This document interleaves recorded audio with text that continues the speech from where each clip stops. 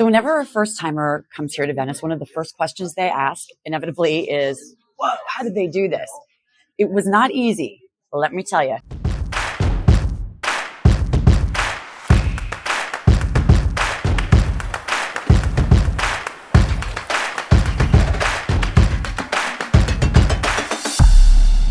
In its heyday in the 15th and 16th centuries, Venice, this tiny little island, was one of the wealthiest places on the planet. And the reason for that is because it's located on the Adriatic, which back then made Venice a strategic trading hub between Europe and the East, including the Islamic and Byzantine realms. Back then, when there was no air travel, trains, and obviously no cars, shipping was it. And the Adriatic happened to be a nice little highway that connected the East and the West, like the Islamic and Byzantine Empire. So the Venetians really had access to some of the incredible products that the West either couldn't produce themselves or had never seen.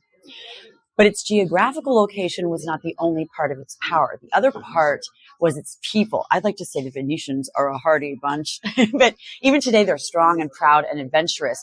And the reason that their story is so inspiring is because it's really jaw-dropping. The first wave of settlers came to the island in roughly the 500s, and they didn't really have a choice. It was either you escape the marauders on the mainland or you die. So they made the smart choice. But it was not easy. Up to that point, the Venetian lagoon was just a big blob of mosquito-infested muck.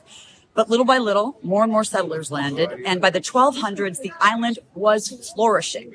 But eventually, Venice's luck ran out. The pocket battleship Republic was losing steam, and other kingdoms and empires were gaining it.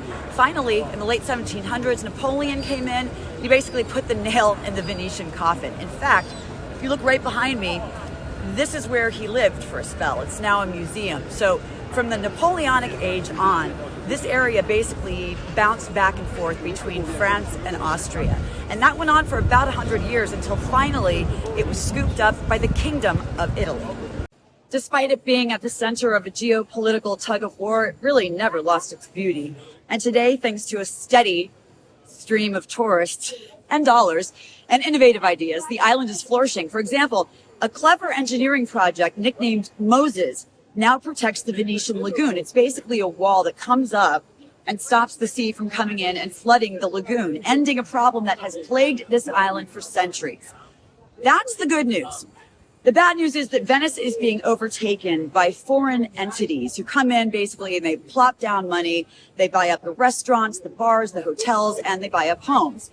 That in turn has led to skyrocketing prices here. And that's left a lot of my friends here feeling frustrated, resentful, and scared for the future. They really don't want it to look like a Disneyland version of Venice. They want the authentic Venice. Hopefully, with a strong national and also international support and awareness campaigns, things like that, the Venetians will be able to take their town back, or at least make it harder to force them out. I'm Jet Set Juliet. For more tips, information, and videos about Venice and other European hotspots, head over to jetsetjuliettravel.com.